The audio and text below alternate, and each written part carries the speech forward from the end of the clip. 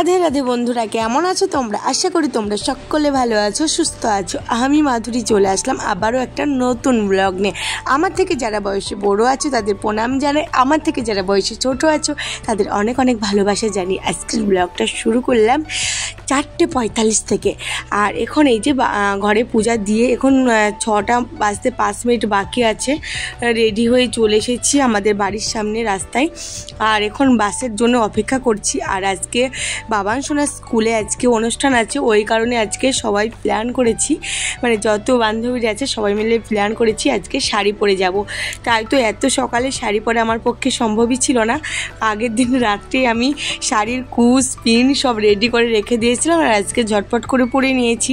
আর তবুও আজকে 3:40 মতো উঠেছিলাম, তবুও মানে পার পাচ্ছিলাম না রেডি হয়ে। তো 5 মিনিট আগে এসেছি, এটাই অনেক।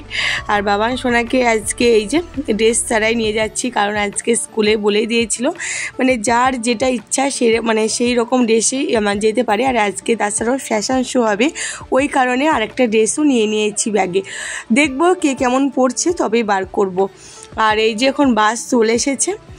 আর দেখো এখনকার সকালের ওয়েদারটা অনেকটা সুন্দর, বেশ ঠান্ডা, বেশ ভালো লাগছিল এই সময়টা। আর কিছুক্ষণ পর থেকে তো সেই বিভৎস গরম পড়বে, আর ভালোই লাগবে না। এই গরমের জন্য না মানে শাড়ি পরা কি আমার তো একটু কিছুই ভালো লাগে না। তারপরে এই যে বাসে উঠে পড়েছি। বাবান সোনা ঘুমিয়ে যাচ্ছিল, তাই তো অনেক ভালো করে ভুলাচ্ছিলাম ঘুমিয়েও না। কিছু রাস্তা চলে আসার পরে এই যে এখানে একটা ইটভাটা পড়ে, মানে এখানে একটা না অনেকগুলোই পড়ে। এটাই বাবান সোনাকে দেখাচ্ছিলাম, বলছে মাম্মাম তুলে রেখে দাও ফোনে, আমি পরে দেখব। ঘুমিয়ে যাচ্ছিল তো তার জন্য, তা একটু তুলে রেখেছিলাম, সেটা ভাবলাম তোমাদের সাথেও শেয়ার করি, বেশ ভালো লাগবে।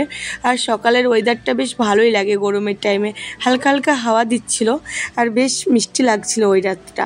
স্কুলে পৌঁছে গিয়েছি আজকে, যেহেতু স্কুলের জন্মদিন, আর স্কুলের নাম হচ্ছে বিবেকানন্দ একাডেমি। ওই কারণে বিবেকানন্দর এই যে ছবিটা, এটা হয়তো নতুন প্রতিষ্ঠা করবে, প্রত্যেক বছরে হয়তো একটা করে প্রতিষ্ঠা করে, ঠিক জানি না, যেহেতু আমরা এবছরে প্রথম তাই ঠিক একটা জানি না, তাই তোমাদের একটু দেখিয়ে দিলাম। তারপরে দেখো বাবান সোনা দুষ্টুমি করছিল, সানগ্লাসটা পরে এসেছে, একদমই খুলছিল না। মানে ম্যামে বলেছিল সানগ্লাস ঘড়ি পরে আসবা, ওটাই দেখাচ্ছিল যে ঘড়ি সানগ্লাস পরে আসতে বলেছিল বলে একদম খুলছেও না। আর এদিকে আমরা দেখো সব আমার বন্ধুগণরা সকলে বসে পড়েছি। এখানে অনেকে আসতে বাকি আছে, প্রচুর ভিড় হয়ে যাবে আর কিছুক্ষণ পরে। এখনও যেহেতু অনুষ্ঠানটা শুরু হয়নি, আর একটু তোমাদের সকলকে দেখিয়েও দিচ্ছি আমি। তারপরে এই যে এখন মানে ক্লাস হয়নি আজকে, কিন্তু এই যে নাম প্রেজেন্টটা হয়েছিল, তার জন্য এই যে সকলে ঘর থেকে আবারও বাইরে আসছে। আর আমি তাই বলছি আমার বাবান সোনা কই, দেখছি ওই যে নায়কের মতো আসছে, দেখো তার ব্যাপারটাই অন্যরকম, একদম নিজে ব্যাপার, এখন থেকে একটা অন্যরকম ব্যাপার ওর।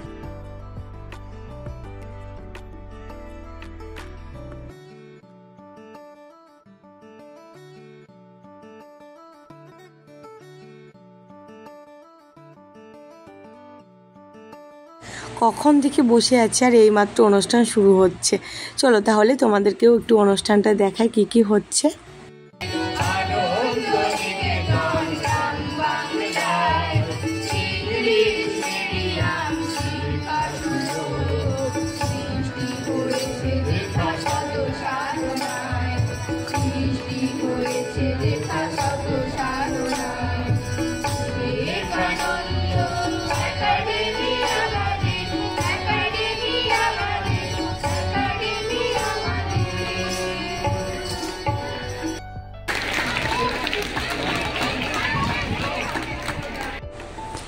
কি গানে ডান্স হচ্ছিল তোমরা কি বলতে পারবে?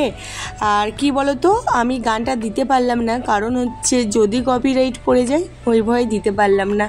আর এত সুন্দর ডান্স করছিল এরা, কি বলবো, খুব সুন্দর, মানে এত সুন্দর লাগছিল, মানে বারবার সুন্দর বললে আবার একটা অন্যরকম হয়ে যায়। সত্যি খুব সুন্দর লাগছিল, মানে মুখে বলার মতো না, আমার খুব ভালো লেগেছিল। আর যেহেতু গান দেওয়া নেই, তোমরা তাই বুঝতেও পারবে না ভালো মতো যে কীরকম কি, মানে কীরকম একটা লাগবে, তাই না?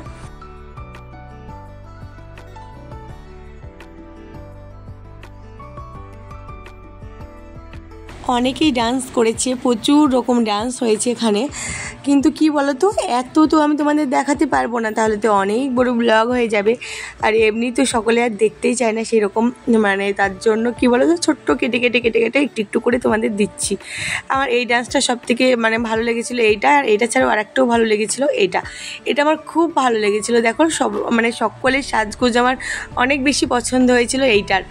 তা এইটাই এত সুন্দর হয়েছিল। কি গান বলো তো, এই গানটা হচ্ছিল পান ও সখী রে, এই গানটা হচ্ছিল, বুঝছো? পুরোটা তোমাদের বলতে পারলাম না, একটু বললাম। যাদের গানের প্রতি খুব ইয়ে আছে তারা কিন্তু ঝট করে ধরে নিতে পারবে। Nursery at KG students, they are going to perform you fashion show. এখানে একটা সুন্দর মিউজিক ছিল, মিউজিকটাকে আমি বন্ধ করে দিতে হলো, কারণ হচ্ছে যদি কপিরাইট পড়ে যায়। দারুণ মিউজিক ছিল, জানি না কপিরাইট পড়বে কি, আমি গ্যারান্টি নয়, তবুও করে দিয়েছি। কারণ খুব কষ্ট করে একটা ভিডিও বানাই, আর তার থেকেও বেশি পরিশ্রম হয় এডিটিং করতে। সেটা যদি এডিটিং সব করার পরেও যদি কপিরাইট পড়ে না, খুব কষ্ট হয়, খুবই কষ্ট লাগে। ওই কারণের জন্য না আগে থেকেই সাবধান হয়ে নিলাম। কপিরাইট পড়ার আগেই আমি মানে কি বলতো, নিজেই সতর্ক হয়ে নিয়েছি, যদি পড়ে তার আগে ঠিক করে নিয়েছি। আর দেখো খুব সুন্দর প্রত্যেকটা বাচ্চা এক এক রকম করে সেজেছে তাদের নিজস্ব মতে, যেটাতে ভালো লাগে, যার যেটাতে মানে ভালো লাগে সেরকম মায়েরা সেরকমভাবেই সাজিয়েছে।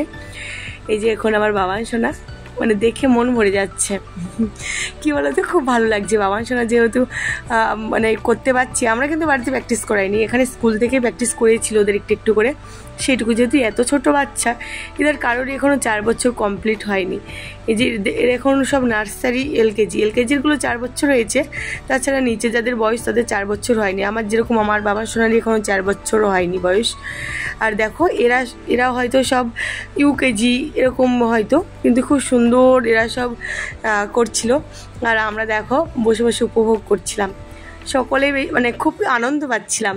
সকলে এত ভালো লাগছিল, এত মজা করেছি কি বলবো, মানে খুব মজা করেছি। আর তার থেকে এখন হয়তো 1, 2 পরে এদের এখন ফ্যাশন শো হচ্ছিল। কি বলছি বলো তো, বলতে বলতে এসব একসা বেঁধে যাচ্ছে। তারপরে এরা দেখো আরও সুন্দর করছে, এরা যেহেতু অনেকটা বড় না, এরা বেশ ভালো পাচ্ছে। ঈদের থেকে যারা আগে ছিল তারা কিন্তু আরও বেশি সুন্দর করেছিল। আমার মতে তাদের ভালো লেগেছিলো। কাদের ফ্যাশন শোগুলো তোমাদের ভালো লাগলো সেটা কিন্তু অবশ্যই কমেন্টে জানিয়ে দিও, আর তোমরা দেখতে থাকো।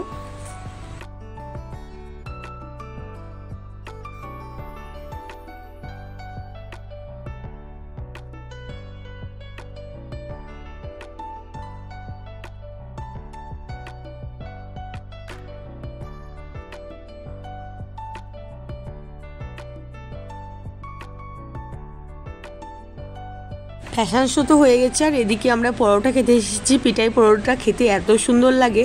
তারপরে দৌড়ে চলে এসেছে বাবান সোনা। এখানে দেখো ধুলোর মধ্যে এখানে সুস্থরি খেলছে। সেই বকার পরে বকে ঝোঁকে নিয়ে আসলাম। কি বলো তো, খুব দুষ্টু হয়েছে, এত দুষ্টু হয়েছে, মানে প্রচণ্ড দুষ্টুমি করছে। তারপরে এই যে এদিকে এসে আবার একটু অনুষ্ঠান দেখতে আসলাম। বলছি একটা ছবি তুলি, তোমার বন্ধু বড় হলে দেখবা।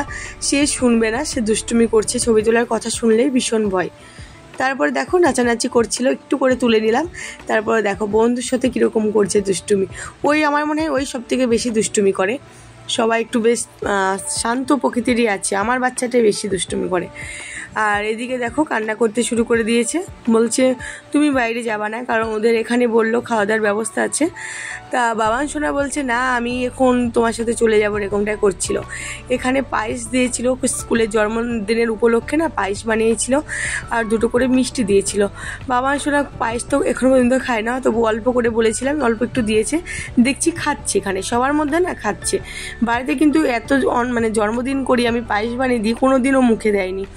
সে মানে ছোটোবেলায় যখন প্রসাদ খাইছিলাম তখন ওই কেষ্টরের মন্দিরে একটু খাই দিয়েছিল পুরোহিত মশাই, সেই যে খেয়েছিল।